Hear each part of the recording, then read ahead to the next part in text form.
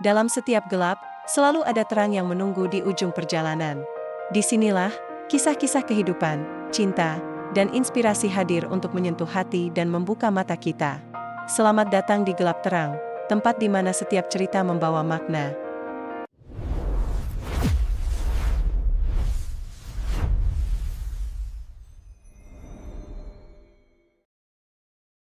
Namaku Nadia, usiaku baru 25 tahun.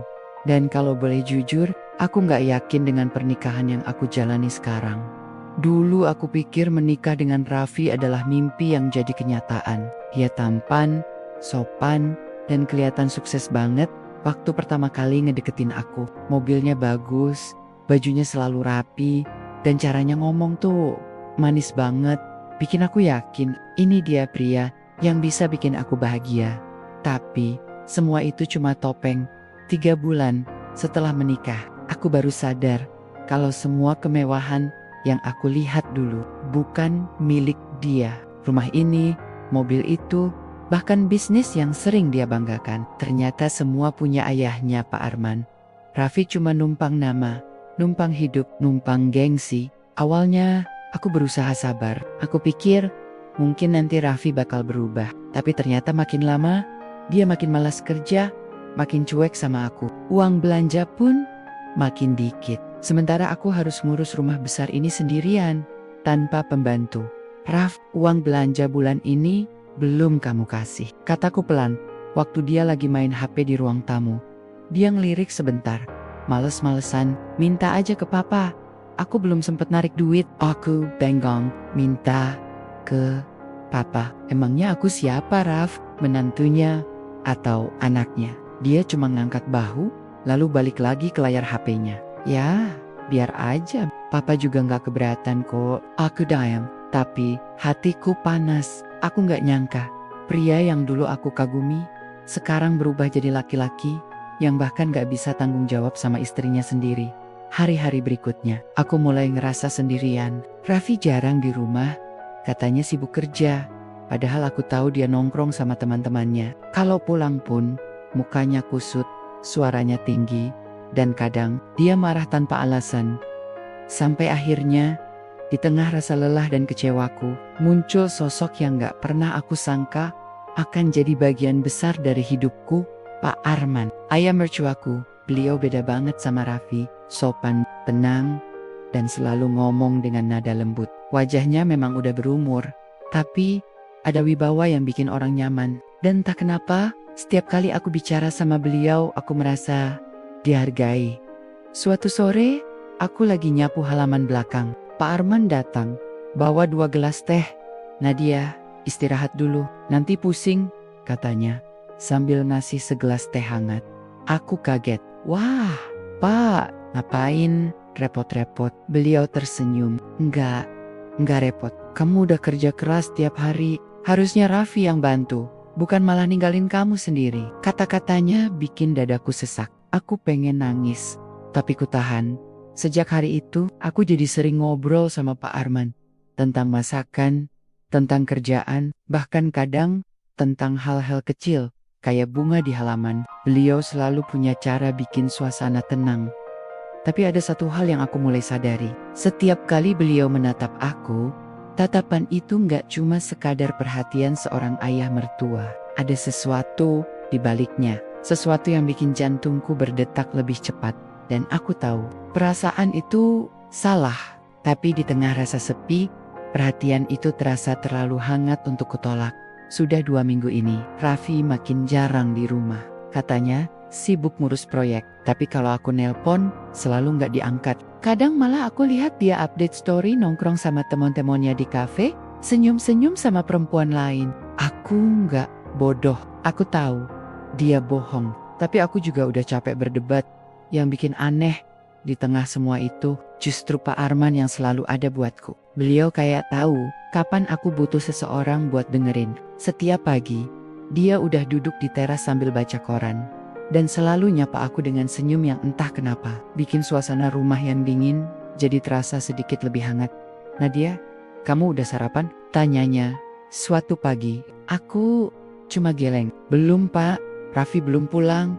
Jadi saya malas makan sendirian. Beliau lipat korannya pelan. Nggak usah, nunggu dia terus. Kamu juga harus jaga diri. Ayo, temani papa sarapan. Aku sempat mau nolak, tapi akhirnya duduk juga. Meja makan pagi itu terasa aneh. Hangat, tapi canggung. Pak Arman cerita hal-hal ringan, tapi tatapannya sering berhenti di wajahku. Bukan tatapan genit, tapi aku bisa ngerasain perhatian yang jarang aku dapat dari suamiku sendiri. Aku ngerti kamu capek, katanya pelan. Capek? Aku menatapnya. Iya, aku lihat dari caramu diam. Dulu waktu momennya Raffi masih ada, aku sering lihat tatapan yang sama. Perempuan yang lelah, tapi gak bisa cerita ke siapapun. Aku terdiam. Aku gak tahu kenapa, tapi tiba-tiba mataku panas. Air mata yang kutahan seminggu terakhir akhirnya tumpah juga. Pak Arman gak ngomong apa-apa. Beliau cuma berdiri, ngambil tisu, lalu ngasih ke aku sambil bilang, kamu boleh nangis, Nadia. Kadang orang kuat pun butuh istirahat. Entah kenapa, kata-kata itu terasa kayak pelukan, hangat, jujur, dan tulus. Hari-hari setelah itu, aku mulai sering ngobrol sama beliau. Kadang cuma 15 menit, kadang sampai sore.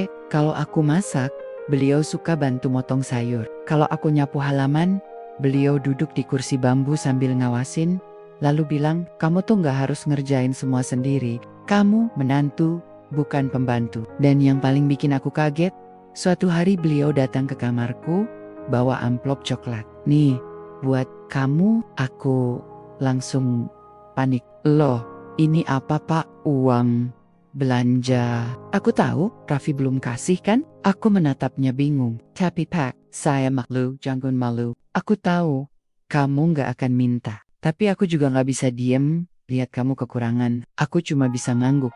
Tapi di dalam hati rasanya campur aduk. Aku bersyukur tapi juga takut. Karena entah kenapa, setiap kali Pak Arman berbuat baik, ada perasaan aneh yang mulai tumbuh di dada. Sore itu, aku lagi di dapur, masak sayur lodeh kesukaan Raffi, yang entah bakal dia makan atau enggak. Pak Arman datang lagi, tapi kali ini wajahnya agak pucat. Papa nggak enak badan, katanya sambil duduk. Aku panik, langsung ambil air putih dan taruh di depannya. Pak, istirahat aja, biar saya panggil dokter. Enggak Kyusa, cuma masuk angin, katanya sambil tersenyum tipis. Tapi begitu beliau batuk keras, refleks aku pegang tangannya. Tangan itu hangat, besar, tapi gemetar. Saat itulah aku sadar, pria ini sebenarnya sendirian juga. Istrinya udah lama meninggal. Anaknya, suamiku, malah gak peduli. Dia terlihat kuat dari luar, tapi dalamnya rapuh. Sama kayak aku. Aku duduk di sebelahnya, bantu mijit pundaknya pelan. Biar saya pijitin dikit ya Pak, biar agak enakan. Beliau gak nolak. Sampai akhirnya suasana hening. Cuma suara jam dinding dan napas kami berdua yang terdengar. Nadia, aku menoleh pelan. Kalau aku bilang, aku bangga punya menantu kayak kamu, kamu percaya nggak? Aku senyum kikuk. Masa sih Pak? Iya, kamu sabar, nggak ngeluh. Kadang aku pikir, kamu lebih pantas dapat laki-laki yang lebih baik dari Raffi. Dok, jantungku langsung berdebar kencang. Ada jeda panjang setelah kalimat itu. Aku tahu, beliau sadar kata-katanya kebablasan. Tapi aku juga nggak bisa berpura-pura nggak dengar. Aku cuma bilang pelan, jangan ngomong gitu Pak. Saya masih istri Raffi. Beliau menghela napas panjang. Iya Mak, Papa nggak bermaksud apa-apa. Tapi dari cara beliau menatapku waktu itu, aku tahu ada sesuatu yang berubah di antara kami. Malamnya, aku gak bisa tidur. Aku bolak-balik di kasur. Ingat tatapan mata Pak Arman siang tadi. Tatapan yang lembut tapi juga bikin aku salah tingkah. Kenapa aku merasa nyaman? Kenapa aku malah mikirin dia? Bukan suamiku sendiri. Aku benci perasaan ini. Tapi juga gak bisa berhenti. Apalagi besoknya, saat aku ke dapur pagi-pagi, aku nemuin secangkir teh hangat dan catatan kecil di meja. Untuk Nadia, jangan lupa sarapan. Papa, hatiku langsung bergetar. Entah kenapa, sejak hari itu, aku mulai menunggu setiap perhatian kecil darinya. Dan mungkin, di situ awal dari semua dosa ini dimulai. Udah hampir sebulan Raffi gak kasih uang belanja. Setiap kali aku tanya, Jawabannya selalu sama. Nanti, ya, lagi macet duit, padahal aku tahu dompetnya nggak pernah kosong kalau urusan nongkrong atau beli rokok mahal. Awalnya, aku masih sabar, tapi makin lama, isi dapur mulai menipis.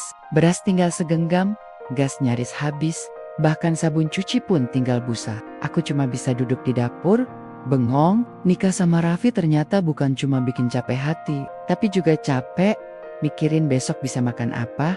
Sore itu, aku duduk di teras, nunggu Raffi pulang. Tapi yang datang malah Pak Arman. Beliau baru pulang dari kantor, masih pakai kemeja rapi, dan langsung ngeliat aku yang lagi duduk sambil nahan nangis. "Nadia," suaranya pelan, tapi tegas. "Kamu kenapa?" Aku langsung berdiri. Nggak apa-apa Pak. Pak, cuma pusing dikit, tapi mataku udah merah. Dan jelas banget aku habis nangis. Beliau duduk di sebelahku, ngeluarin sapu tangan dari saku jasnya, terus ngasih ke aku. "Pusingnya karena belum makan, atau karena suami kamu gak kasih uang?" Aku cuma bisa diam. Kata-kata itu nusuk banget. Soalnya benar. Beliau narik napas panjang, lalu buka tas kerjanya. Dari dalamnya, beliau ngeluarin amplop coklat, tebal, kayak berisi uang lumayan banyak. "Ini buat kamu, jangan nolak," katanya sebelum aku sempat ngomong. "Pak, saya gak bisa nerima ini." Raffi pasti marah. "Nggak usah," bilang ke dia. "Anggap aja ini bantuan dari ayah." Aku masih ragu. Tapi waktu beliau naruh amplop itu di pangkuanku dan bilang pelan, "Papa cuma nggak mau kamu kelaparan di rumah ini." Air mataku langsung jatuh. Aku nggak tahu kenapa, tapi ucapan itu lebih nyentuh daripada semua janji manis yang pernah Raffi kasih dulu. Sejak hari itu, hidupku sedikit berubah. Aku bisa beli bahan makanan, isi ulang gas, bahkan sempat kirim sedikit uang ke ibuku di kampung. Tapi tiap kali lihat amplop itu, ada perasaan bersalah yang gak bisa hilang. Aku tahu itu bukan uangku, tapi aku juga tahu tanpa itu aku gak bisa bertahan. Yang bikin aneh, Pak Arman juga jadi makin sering perhatian. Setiap kali aku ke dapur, dia suka bilang, "Kalau butuh apa-apa, bilang aja, jangan sungkan." Awalnya aku anggap wajar, tapi lama-lama nada suaranya berubah. Bukan lagi sekadar perhatian seorang ayah, tapi kayak ada sesuatu di balik tatapannya. Sesuatu yang bikin jantungku gak tenang. Suatu malam, hujan deras banget. Raffi belum pulang, dan listrik tiba-tiba mati. Aku lagi duduk di ruang tamu, sendirian, gelap, cuma ada cahaya lilin kecil di meja. Tiba-tiba, langkah kaki terdengar dari arah tangga. "Nadia?" Suara itu khas. "Pak Arman?" "Pak," aku jawab pelan. Beliau datang sambil bawa senter kecil. "Kamu?"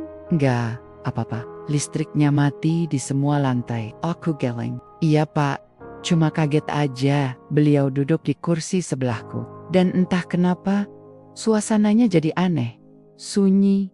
Cuma suara hujan di luar jendela. "Aku tadi lihat lampu dapur masih nyala. Aku pikir kamu masak," katanya, mencoba mencairkan suasana. Aku senyum tipis. "Gasnya habis Pak. Bilang aja ke Papa. Nanti Papa belikan." Aku ngangguk.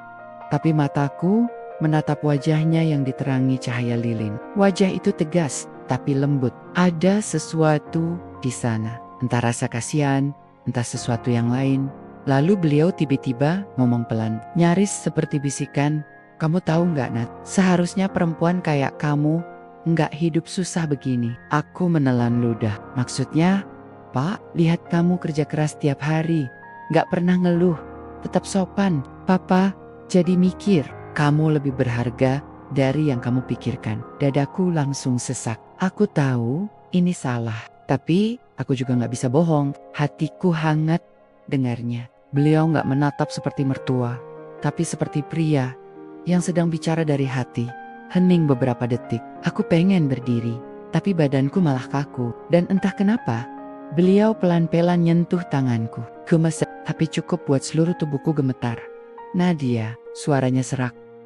"Papa cuma nggak mau kamu ngerasa sendirian." Aku narik tanganku pelan, pura-pura sibuk ngatur lilin. "Saya nggak apa-apa Pak.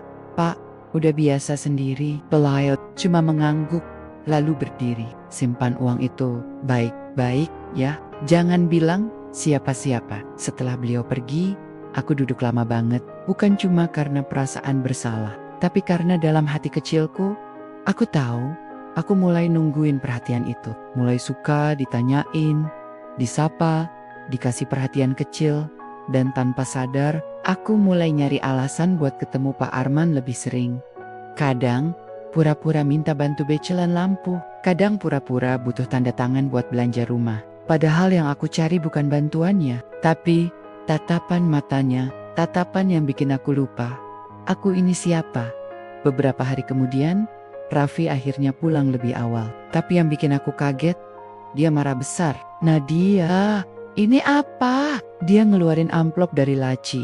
Amplop yang dikasih Pak Arman. Darahku langsung dingin. Aku nggak tahu harus jawab apa.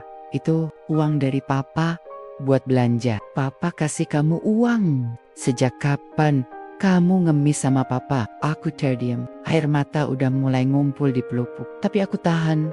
Kalau kamu nggak bisa tanggung jawab, setidaknya jangan marahin aku. Karena Papa peduli, kataku akhirnya. Jia mendengus. Peduli? Atau kamu emang cari perhatian Papa? Aku kata-katanya kayak tamparan keras di wajah. Raffi, kamu pikir aku segitu hinanya? Dia nggak jawab, cuma jalan pergi, banting pintu kamar. Malam itu aku nangis di ruang tamu sendirian. Tapi di antara tangisan itu, satu hal aneh muncul di pikiranku. Kenapa waktu Raffi marah, yang aku pikirin justru Pak Arman. Setelah malam itu, suasana rumah jadi dingin banget. Aku dan Raffi jarang ngomong. Bahkan kalau sarapan, kami duduk satu meja. Tapi rasanya kayak orang asing. Dia sibuk dengan ponselnya. Aku sibuk pura-pura gak peduli. Sampai akhirnya Raffi bilang sesuatu yang bikin aku nyesek, Nat. Aku mau dinas luar kota seminggu. Jangan ganggu aku dulu. Aku sibuk. Dinas kemana? Tanyaku. Bandung. Sama tim kantor. Padahal aku tahu banget itu bohong. Aku lihat di notifikasi HP-nya ada pesan dari perempuan bernama Mira. Yang isinya, nanti aku booking hotel yang sama ya. Aku cuma bisa diam. Rasanya marah. Tapi juga percuma. Mau ngomel pun, buat apa? Selama ini aku cuma istri yang dia tinggalin di rumah. Dijadiin pajangan tanpa dihargai.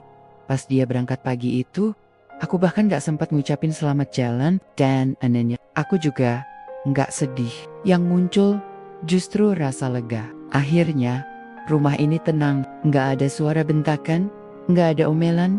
Hari pertama Raffi pergi, aku habiskan waktu di taman belakang. Lagi nyiram bunga, tiba-tiba suara berat itu terdengar di belakangku.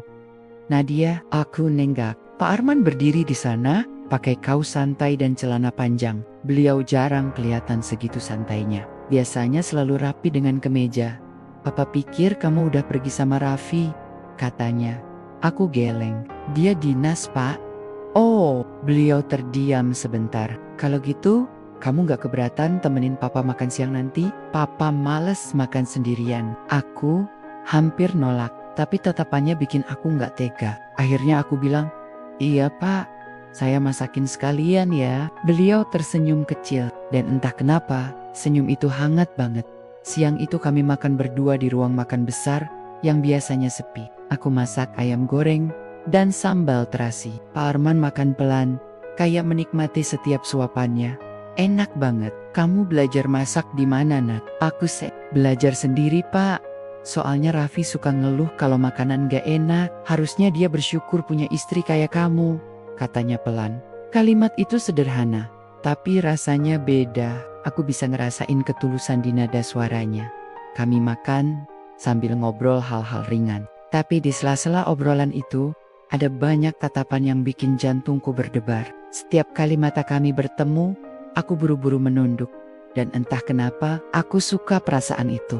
Beberapa hari kemudian, hujan deras lagi. Raffi belum juga pulang. Aku duduk di ruang tamu sambil nonton TV, tapi pikiranku kemana-mana. Tiba-tiba, listrik mati lagi. Sama seperti malam itu, tak lama, Pak Arman datang dari kamar. Nadia, kamu di sini? Iya Pak, listriknya padam lagi. Papa cari lilin. Tunggu ya. Beberapa menit kemudian, beliau datang sambil bawa 2 lilin. Cahaya temaram memenuhi ruangan, dan entah kenapa, suasananya terasa Aneh, tenang, tapi bikin deg-degan. Beliau duduk di kursi sebelahku. Raffi, belum pulang? Aku geleng, belum. Mungkin sibuk di Bandung. Sendirian terus ya, aku cuma mengangkat bahu. Udah biasa pak, beliau diam lama. Menatap lilin yang bergoyang ditiup angin. Lalu pelan-pelan, suaranya terdengar berat. Nadia, kamu bahagia nggak hidup sama Raffi? Pertanyaan itu seperti palu yang jatuh di dada. Aku menatap beliau, bingung mau jawab apa.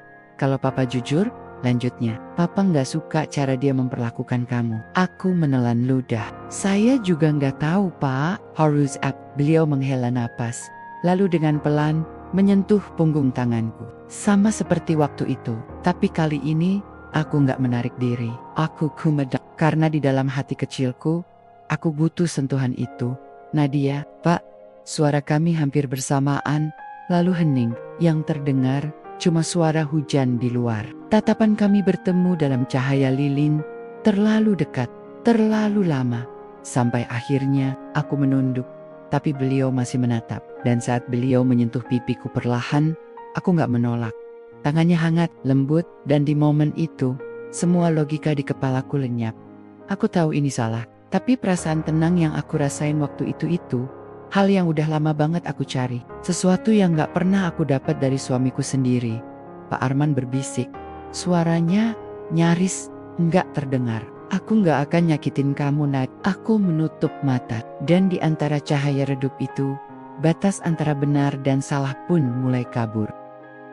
Keesokan paginya, aku bangun lebih awal. Kepalaku berat, tapi hatiku camper. Aku duduk lama di tepi ranjang, ngerasa bersalah.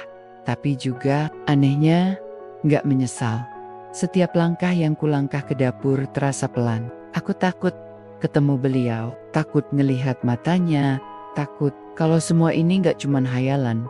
Tapi waktu aku sampai di dapur, aku nemuin secangkir kopi yang masih hangat di meja. Dan di sampingnya, kertas kecil bertuliskan tulisan tangan yang sama seperti dulu, "Selamat pagi, Nat, maaf kalau semalam papa kebablasan, tapi papa nggak akan pura-pura lupa."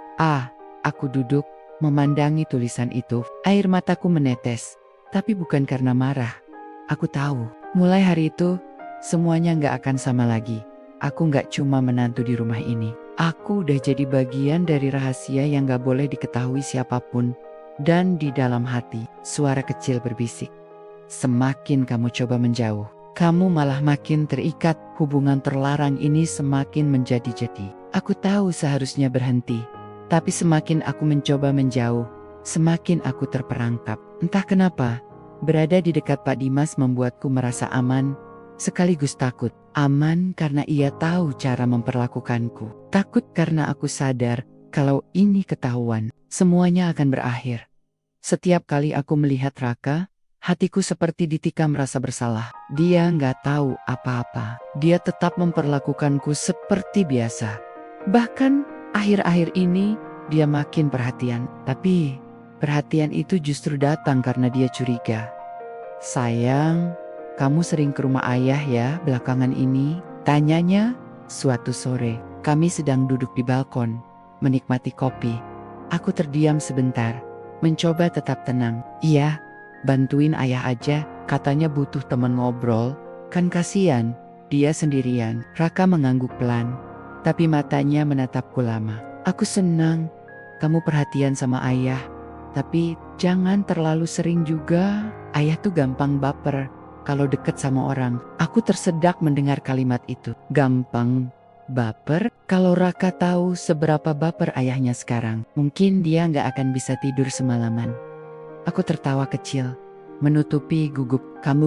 Aku cuma bantu dia aja kok, tapi malam itu aku nggak bisa tidur." Kata-kata Raka terus terngiang. Aku mulai sadar, aku nggak cuma main-main. Ada perasaan lain yang tumbuh, sesuatu yang seharusnya nggak boleh ada. Beberapa hari kemudian, aku memutuskan untuk bicara dengan Pak Dimas. Kali ini bukan di rumahnya, tapi di sebuah kafe kecil di pinggir kota. Dia datang pakai kemeja biru muda, wajahnya tetap tampan dengan senyum lembut yang entah kenapa bikin aku lemah. "Kamu kelihatan murung," katanya. Setelah kami duduk, aku menatapnya lama. "Aku mau berhenti, Pak. ini udah salah banget. Dia diam beberapa detik, lalu menghela napas pelan. Kamu nyesel? Aku nggak tahu. Tapi setiap kali lihat Raka, aku ngerasa jahat banget. Aku bohongin dia. Pak Dimas tersenyum pahit. Aku juga ngerasa bersalah. Tapi setiap kali kamu nggak ada, rumahku terasa kosong lagi. Aku cuma pengen ngerasa hidup. Ngerti nggak? Aku menggigit bibir, berusaha menahan air mata. Entah kenapa, aku malah merasa kasihan padanya. Mungkin karena dia benar-benar kesepian. Mungkin juga karena dibalik semua dosa ini, aku merasa dibutuhkan. Tapi gimana kalau Raka tahu? Tanyaku pelan. Dia menatapku lurus. Kita hati-hati. Raka nggak akan tahu kalau kita nggak ceroboh. Aku ingin bilang tidak. Ingin berdiri dan pergi. Tapi kata-kata itu tertahan di tenggorokan. Karena di detik yang sama, tangannya menyentuh tanganku di bawah meja, hangat, lembut, dan menenangkan. Sejak malam itu, aku tahu aku nggak bisa mundur. Aku udah terlalu jauh. Hari-hari berikutnya, semuanya terasa seperti berjalan di atas tali. Di depan Raka, aku pura-pura jadi istri yang manis. Di belakangnya, aku menjalani hubungan gelap dengan ayahnya sendiri. Tapi semakin lama, semakin sulit menjaga. Semuanya tetap rapi. Raka mulai sering bertanya, mulai curiga. Sementara Pak Dimas semakin berani menunjukkan perhatian, bahkan di depan orang lain. Suatu malam, saat makan malam bersama keluarga besar, semuanya hampir terbongkar. Waktu itu, aku dan Pak Dimas duduk bersebelahan. Aku pura-pura tenang, tapi kakinya tiba-tiba menyentuh kakiku di bawah meja. Sekilas saja, tapi cukup membuat wajahku memanas. Raka memperhatikanku dari seberang meja. Kamu kenapa sayang? Wajahmu merah. Aku buru-buru tersenyum. Cuma kepedesan. Padahal yang sebenarnya aku rasakan bukan pedas, tapi panik luar biasa. Malam itu, setelah semua orang tidur, aku menatap wajah Raka yang terlelap di sebelahku. Aku tahu cepat atau lambat, semuanya akan meledak. Dan aku harus siap menghadapi konsekuensinya. Seberapapun menyakitkannya. Hari itu aku tahu semuanya mulai goyah. Bukan karena aku kepergok berduaan sama Pak Dimas, bukan juga karena aku mengaku, tapi karena Raka mulai membaca gelagat yang selama ini coba aku sembunyikan. Semuanya berawal dari hal kecil, sebuah parfum.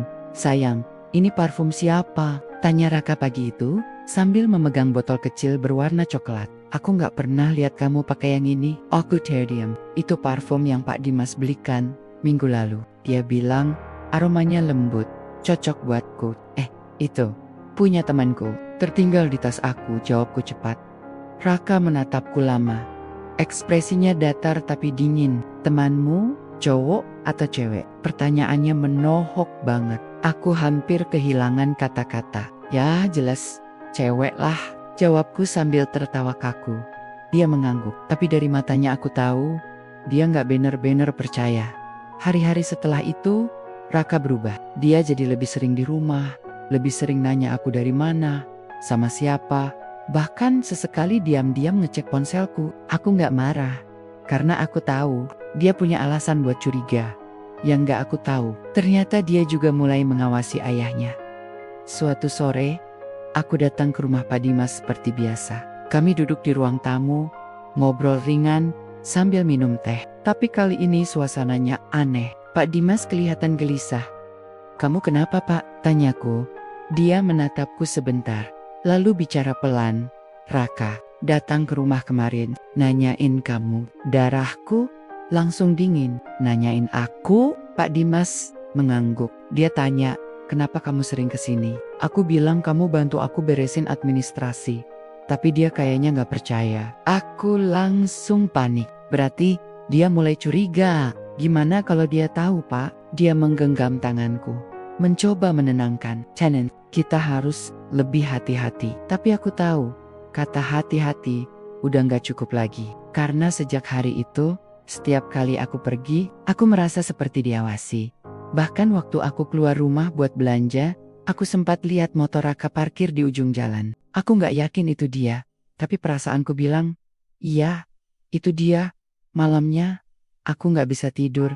Aku bolak-balik di kasur, jantungku berdetak cepat. Raka datang dari kamar mandi, rambutnya masih basah, lalu duduk di sebelahku.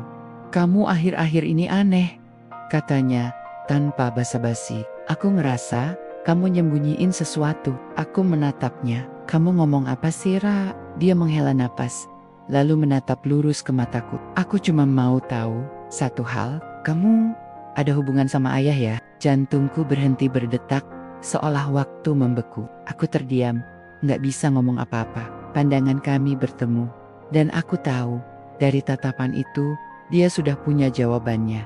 "Apa maksud kamu?" Suaraku gemetar. Raka tersenyum miris. "Aku bukan orang bodoh, sayang. Aku tahu kamu sering ke rumah ayah. Tahu kalian berdua saling kirim pesan. Bahkan aku sempat lihat kamu keluar dari rumah ayah malam-malam." Aku menendak. Air mataku jatuh tanpa bisa ditahan. "Aku bisa jelasin." "Jelasin apa?" Potongnya tajam. "Kalau kamu udah tidur sama ayahku." Kalimat itu menamparku keras. Dadaku sesak. Napasku berat. Aku berusaha bicara, tapi suaraku tenggelam di antara isak tangis. "Aku gak pernah niat nyakitin kamu, Raka. Tapi kamu lakuin juga." Bentiknya. "Kamu tahu gak gimana rasanya lihat dua orang yang aku sayang malah saling hianat di belakangku?" Aku menutup wajah, menangis sejadi-jadinya. Aku ingin menjelaskan, tapi gak ada kalimat yang bisa memperbaiki semuanya. Raka berdiri, suaranya serak. "Aku gak mau lihat kamu lagi malam ini. Pergi." "Raka, tolong, jangan gitu." "Tolong? Kamu minta tolong setelah ngelakuin itu?" Dia menatapku tajam, lalu berkata pelan tapi menusuk, "Mulai malam ini, kamu bukan istriku lagi." Aku terdiam di lantai. Air mataku jatuh terus tanpa henti. Dan saat pintu kamar tertutup keras di belakangnya, aku tahu semua sudah hancur. Tapi aku gak tahu, ternyata itu baru permulaan. Karena keesokan harinya, sesuatu yang jauh lebih besar terjadi. Pagi itu suasana rumah benar-benar hening. Aku duduk di ruang tamu dengan mata bengkak, kepala berat, dan hati yang rasanya remuk. Semalaman, aku gak tidur. Kata-kata Raka terus terulang di kepalaku. "Mulai malam ini, kamu bukan istriku lagi." Aku tahu, aku pantas disalahin. Tapi tetap aja, hatiku gak siap kehilangan semuanya dalam sekejap. Saat aku masih termenung, suara pintu depan terbuka keras. Raka masuk dengan wajah tegang dan mata merah. Tapi yang bikin jantungku nyaris berhenti adalah sosok di belakangnya. "Pak Dimas." Aku langsung berdiri. "Raka, kamu bawa ayah ke sini?" Raka enggak menjawab. Dia hanya berdiri di tengah ruangan, menatap kami berdua dengan tatapan yang dingin, tatapan yang bahkan lebih menusuk dari kemarahan.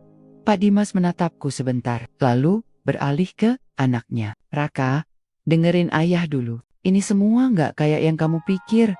"Udah, ayah," potong Raka keras. Aku capek dengar alasan. Aku cuma mau tahu satu hal.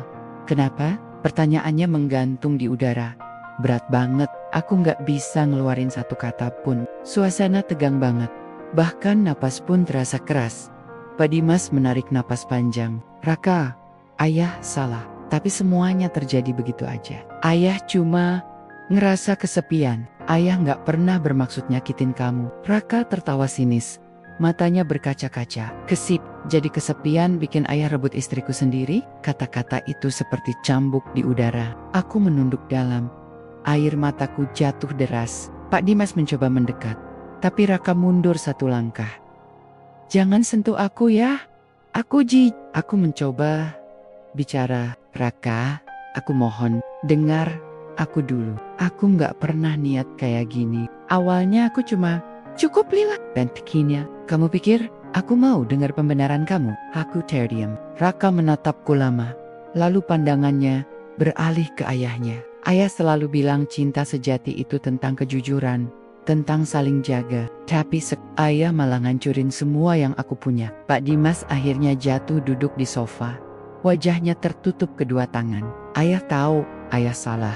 Tapi ayah benar-benar sayang sama dia. Kata-kata itu seperti peluru. Aku tahu begitu kalimat itu keluar, semuanya selesai. Raka terpaku sejenak, lalu tertawa getir. "Siang," katanya lirih. "Sayang, jadi bukan cuma affair murahan, ayah cinta sama istriku sendiri?" Pak Dimas nggak menjawab, dan diamnya itu justru jadi jawaban paling menyakitkan. Raka maju, memukul meja sampai gelas di atasnya jatuh berantakan. Aku nggak percaya ini. Aku nggak percaya. Aku hidup sama dua orang yang paling munafik. Aku menjerit kecil, mencoba menenangkan. Raka, tolong, jangan marah kayak gini. Diam, suaranya menggema. Kamu tahu nggak rasanya lihat kalian berdua? Kalian udah hancurin semua yang aku bangun. Pak Dimas berdiri, suaranya gemetar. Raka, ayah akan keluar dari hidupmu. Tapi tolong, jangan benci ayah seumur hidup. Raka menatapnya lama, lalu berkata dengan nada penuh luka. Aku nggak cuma benci, ya. Aku nggak punya ayah lagi mulai sekarang. Kalimat itu bikin semuanya berhenti. Pak Dimas terdiam, matanya berkaca-kaca. Sementara aku jatuh bersimpuh, menangis di lantai. Raka, aku mohon, jangan tinggalin aku. Tapi dia cuma menatapku sekali. Tatapan yang kosong, dingin, dan penuh kecewa. Udah cukup Lila, kamu udah dapet yang kamu mau kan? Uang, perhatian, dan cinta dari dua laki-laki dalam satu keluarga. Sekarang tanggung. Akibatnya dia berbalik dan keluar rumah. Suara pintu dibanting keras, membuat semuanya berguncang. Aku menangis sejadi-jadinya. Sementara Pak Dimas cuma berdiri di sana, diam, hancur, dan penuh penyesalan. Dalam hati, aku tahu, apapun yang aku lakukan setelah ini, nggak akan bisa memperbaiki semuanya. Karena rahasia yang selama ini aku jaga sudah terbongkar dan menghancurkan 3 hati sekaligus. Sudah seminggu sejak malam itu. Sejak Raka pergi tanpa kabar, tanpa pesan, tanpa sisa harapan. Rumah ini terasa kosong, hampa. Setiap sudutnya mengingatkanku pada kebodohan yang aku lakukan sendiri. Aku nggak tahu harus mulai dari mana buat memperbaiki semuanya. Aku bahkan nggak tahu apakah masih ada yang bisa diperbaiki. Pak Dimas juga nggak pernah datang lagi. Sejak malam itu, dia pindah dari rumah besar itu ke villa kecil di pinggir kota. Katanya, butuh waktu buat menenangkan diri. Tapi aku tahu, sebenarnya dia malu. Bukan cuma ke anaknya, tapi ke dirinya sendiri juga. Hari itu aku datang ke rumahnya, bukan karena ingin melanjutkan hubungan ini, tapi karena ada sesuatu yang belum pernah aku ungkap. Sesuatu yang selama ini aku sembunyikan dari semua orang. Saat aku mengetuk pintunya, Pak Dimas terlihat terkejut. Lila, katanya pelan, kamu ngapain kesini? Aku menatapnya. Mata kami bertemu. Sama-sama lelah, sama-sama hancur. Aku cuma pengen jelasin sesuatu, Pak. Sekali ini aja. Setelah itu, aku bakal pergi. Dia menghela napas panjang. Kami duduk berhadapan di ruang tamu. Hening, hanya ada suara jam dinding yang berdetak lambat. Aku tahu semua ini salah. Aku memulai, tapi kamu harus tahu, aku nggak datang ke hidup kalian karena cinta dari awal. Maksud kamu? Aku menelan ludah. Waktu aku ketemu Raka dulu, aku lagi terdesak banget. Ibuku sakit, butuh biaya besar. Aku kerja di kafe, tapi gajinya nggak cukup. Aku ketemu Raka di situ. Dia jatuh cinta, dan aku pikir mungkin ini kesempatan. Wajah Pak Dimas berubah. Jadi kamu nikah sama Raka karena uang? Aku mengangguk pelan. Awalnya, ya, tapi setelah nikah, aku beneran sayang sama dia. Cuma, semua jadi rumit waktu kamu muncul. Aku berhenti sejenak, menatap lantai. Waktu itu aku tahu kamu punya banyak aset, dan aku butuh uang buat operasi ibuku. Aku pikir, kalau aku deket sama kamu bakal bantu. Tapi semuanya berubah, Pak. Aku gak nyangka bisa jatuh cinta sama kamu. Air mata mulai mengalir di pipiku. Jadi, dari awal semua ini cuma permainan? Tanyanya lirih. Aku menggeleng cepat. Enggak, awalnya mungkin iya. Tapi setelah itu, aku tulus. Aku beneran sayang sama kalian berdua. Cuma caraku salah. Aku udah kejebak sama rencana yang aku buat sendiri. Pak Dimas menatapku lama. Matanya bergetar. Lila, kamu tahu nggak? Kamu udah bikin 2 hidup hancur. Kamu bikin aku kehilangan anakku. Dan Raka kehilangan istrinya. Aku teresak. Aku tahu, Pak. Dan aku bener-bener nyesel. Tapi, aku juga manusia. Aku cuma pengen nolong ibu aku. Dia berdiri, berjalan ke arah jendela. Ibumu udah sembuh? Tanyanya. Pelan. Aku mengangguk. Iya. Tapi dia nggak tahu aku ngelakuin semua ini. Kalau tahu, mungkin dia bakal benci aku. Senyum lagi. Lalu dia berkata, Kamu harus pergi dari hidup kami. Lila, jangan hubungi aku. Jangan cari Raka. Biarkan waktu yang beresin semuanya. Aku menatapnya. Air mata jatuh lagi. Kamu benar-benar gak mau lihat aku lagi? Dia menatapku sekali. Dengan tatapan campur antara cinta dan luka. Kalau aku lihat kamu lagi, aku gak yakin bisa berhenti. Aku terdiam. Kalimat itu bikin dadaku sesak. Akhirnya, aku berdiri. Makasih buat semuanya, Pak. Aku udah hancurin segalanya. Aku melangkah keluar dari rumah itu. Menatap langit yang mulai mendung. Rasanya seperti dunia ikut menangis bersamaku. Tapi, saat aku berjalan menjauh, aku gak tahu. Seseorang sedang memotretku, dayam-dayam, dari seberang jalan. Dan foto itu, beberapa hari kemudian, akan tersebar ke semua keluarga, termasuk ke Raka. Hubunganku dengan ayah mertuaku, ternyata belum berakhir. Itu baru akan jadi awal dari babak baru, saat semuanya benar-benar lepas kendali. 3 hari berlalu sejak aku terakhir kali melihat Pak Dimas. Aku mencoba menenangkan diri, menjauh dari semuanya, dan mulai hidup dari awal. Tapi ternyata, dosa masa lalu enggak pernah benar-benar hilang. Ia cuma menunggu waktu yang tepat buat menuntut balas. Pagi itu, aku baru saja membuka ponsel, ketika deretan pesan masuk memenuhi layar. Grup keluarga, teman, bahkan nomor-nomor yang gak ku kenal, semuanya menanyakan hal yang sama. Lila, ini kamu? Kok bisa kayak gitu? Astaga, Lila, itu ayah mertuamu kan? Tanganku gemetar. Aku scroll cepat, dan dunia seolah berhenti. Di layar ponsel, terpampang foto-foto aku bersama Pak Dimas. Beberapa di antaranya diambil dari sudut yang jelas. Kami sedang makan bersama, berpelukan di depan mobil. Bahkan ada satu foto ketika tanganku menggenggam tangannya di kafe. Aku langsung lemas. Foto-foto itu jelas diambil diam-diam. Mungkin waktu terakhir aku ke rumahnya. Tapi siapa yang melakukannya? Sebelum aku sempat berpikir, panggilan masuk dari Raka. Aku ragu menjawab. Tapi akhirnya aku tekan tombol hijau. Lila, suaranya datar, tapi dingin dan penuh amarah. Bagus banget. Kamu berhasil bikin keluarga ini jadi bahan gosip satu kota. Raka, aku nggak tahu siapa yang berhenti bohong. Dan kamu pikir aku nggak tahu? Semua orang udah lihat, semua tahu kamu selingkuh sama ayahku. Terus pura-pura polos. Raka, aku mohon dengar aku dulu. Tapi suaranya semakin keras. Aku udah berusaha sabar, Lila. Tapi sekarang, kamu udah jatuhin nama keluargaku di depan semua orang. Ibuku di kampung sampai pingsan waktu tahu. Aku gak bisa berkata apa-apa. Air mataku terus mengalir. Raka melanjutkan.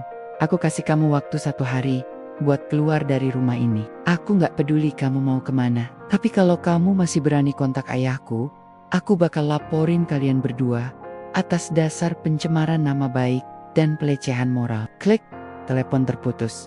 Aku terduduk di lantai, dada sesak, kepala pusing. Semua yang kucoba sembunyikan sekarang udah terbuka lebar. Dan aku tahu, kali ini gak ada jalan kembali. Beberapa jam kemudian, berita itu mulai muncul di media lokal. Istri pengusaha muda diduga selingkuh dengan mertuanya sendiri. Foto-fotonya jelas, meski nama disamarkan. Tapi semua orang yang kenal kami tahu siapa yang dimaksud.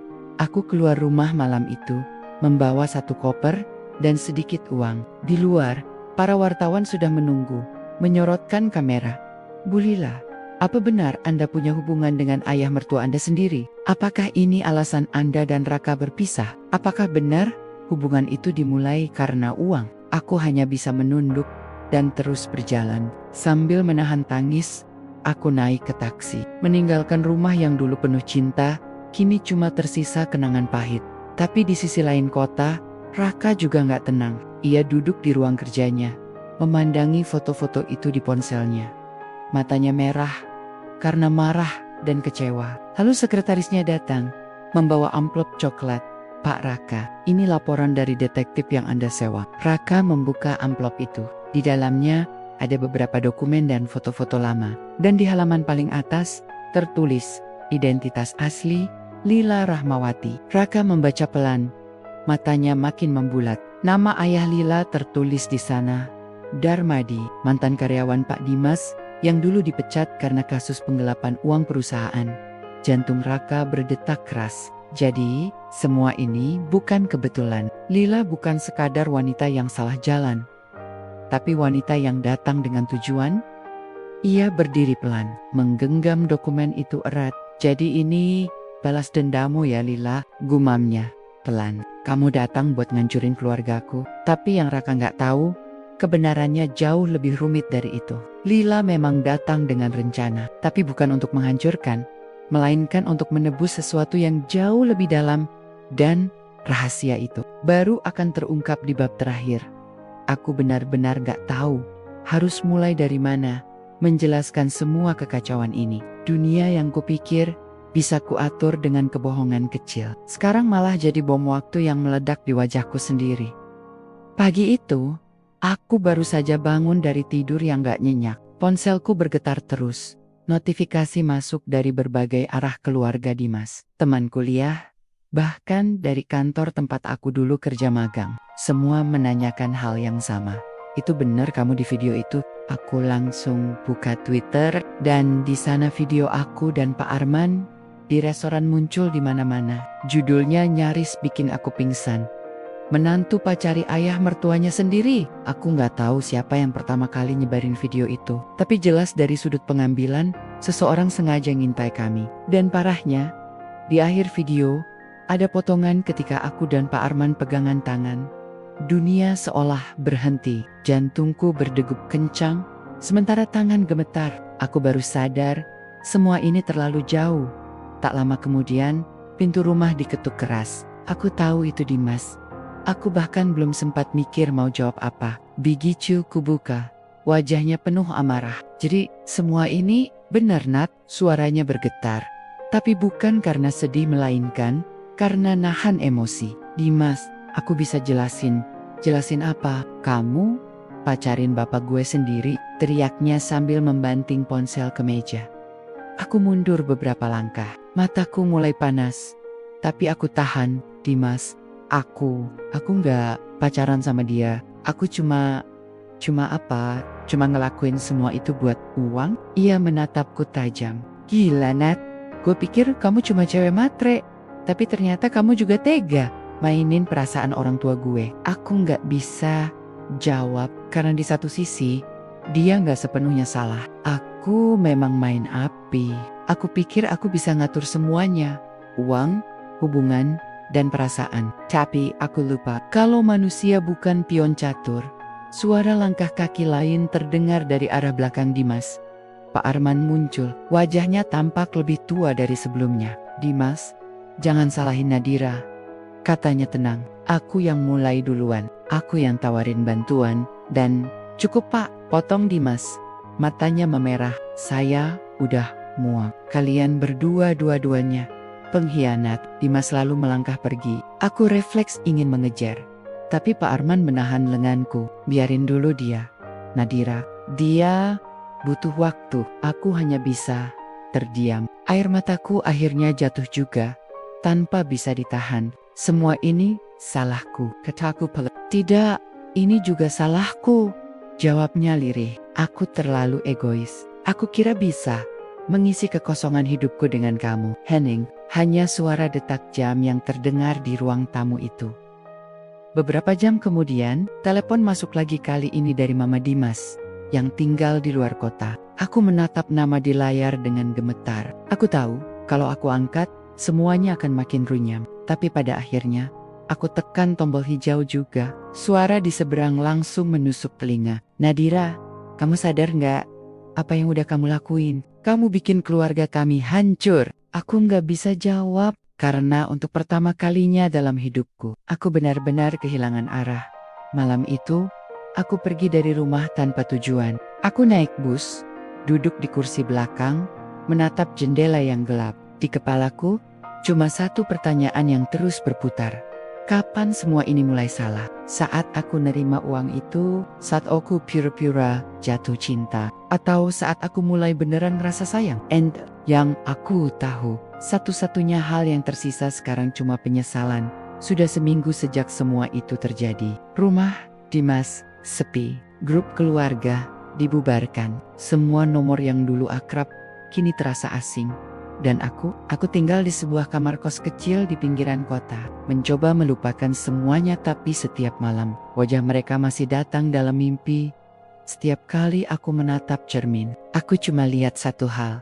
Perempuan yang terlalu bodoh karena pikir bisa main dengan api tanpa terbakar. Aku udah kehilangan semuanya. Dimas nggak mau dengar penjelasan apapun. Keluarganya anggap aku penghancur rumah tangga. Dan yang paling menyakitkan, Pak Arman tiba-tiba menghilang begitu saja. Nggak ada pesan, nggak ada kabar, seakan dia lenyap dari muka bumi. Awalnya aku marah, lalu sedih, tapi setelah itu aku cuma hampa. Sampai suatu sore, sebuah surat datang. Bukan lewat pesan atau email, tapi benar-benar surat fisik.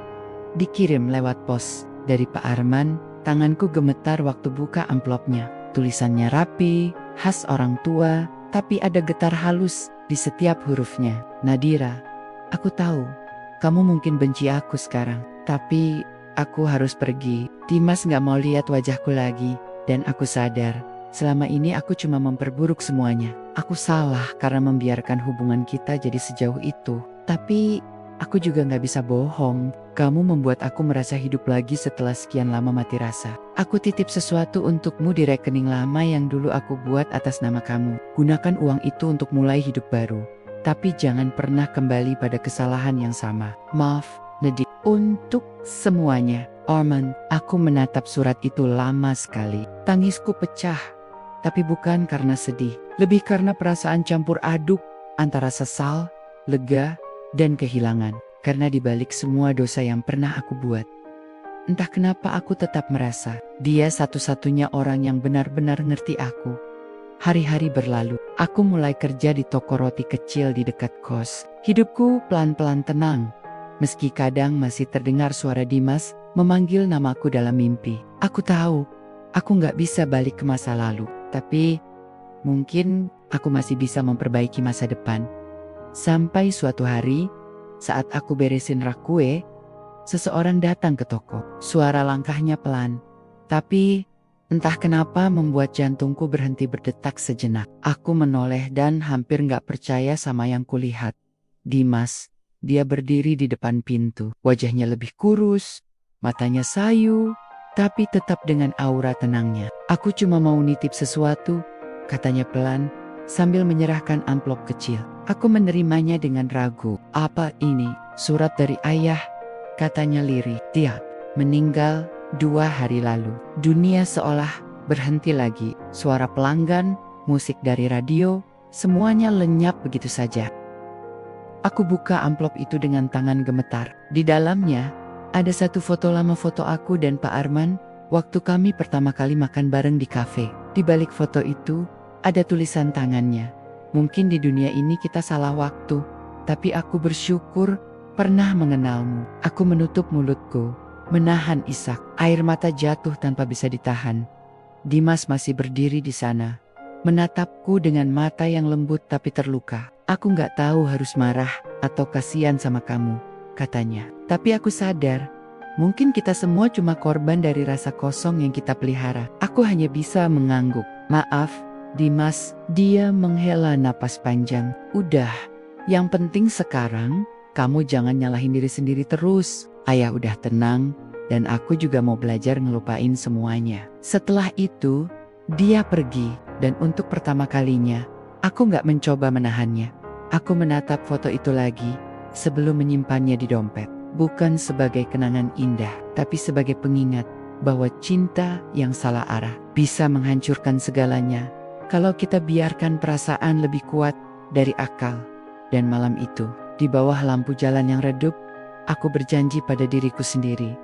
Aku akan mulai dari nol, tanpa kebohongan, tanpa pura-pura, tanpa menjual perasaan demi uang. Karena kadang, balasan terbesar dari kesalahan bukan datang dalam bentuk hukuman, tapi dari penyesalan yang terus hidup di hati.